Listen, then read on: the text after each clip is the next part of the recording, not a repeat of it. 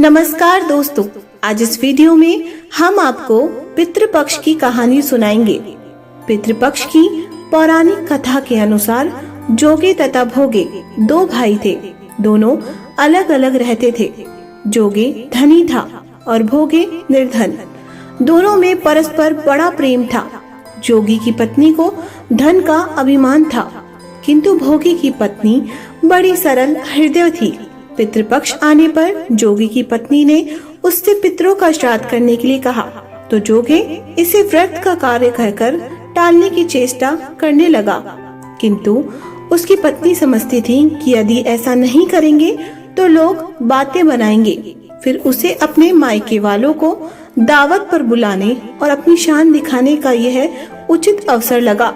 अतः वह बोली, आप शायद मेरी परेशानी की वजह से ऐसा कह रहे हैं, किंतु इसमें मुझे कोई परेशानी नहीं होगी। मैं भोगे की पत्नी को बुला लूंगी, दोनों मिलकर सारा काम कर लेंगे।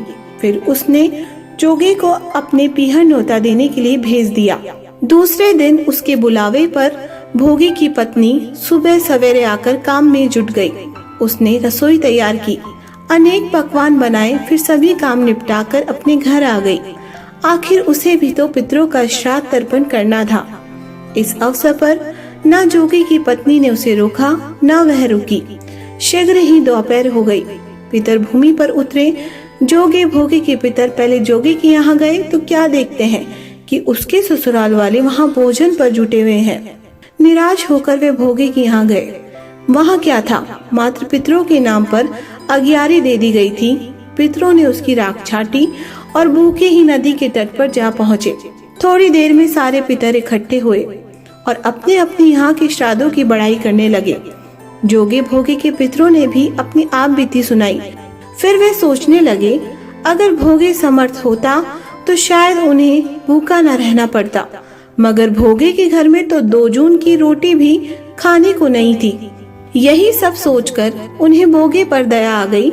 अचानक वे नाच नाच कर गाने लगे, भोगे के घर धन हो जाए, भोगे के घर धन हो जाए। सांझ होने को हुई। भोगे के बच्चे को कुछ भी खाने को नहीं मिला। उन्होंने माँ से कहा, माँ भूख लगी है। तब उन्हें टालने की गरज से भोगे की पत्नी ने कहा, जाओ आंगन में होदी ओंदी रखी है, उसे जाकर खोल लो, जो कुछ मिले बांटकर खा लेना। बच्चे वहाँ पहुँचे तो क्या देखते हैं, होदी मोहरों से भरी पड़ी है। वे दौड़े दौड़े माँ के पास पहुँचे। उसने उसे सारी बात बताई।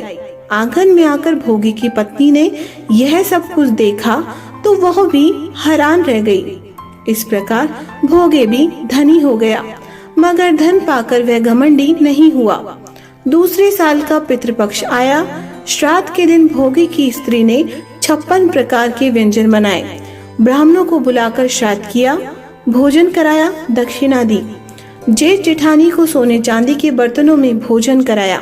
इससे पितर बड़े प्रसन्न तथा तृप्त हुए। जैसे भोग के पितरों ने विधि विधान से श्राद्ध करने पर भोगे को संपन्न कर दिया, वैसे ही पितृपक्ष में अगर कोई अपने पितरों का विधि विधान से श्राद्ध और तर्पण आदि संस्कार करता है तो उसे धन धान्य की प्राप्ति होती है और उसके जीवन के सारे कष्ट दूर हो जाते हैं।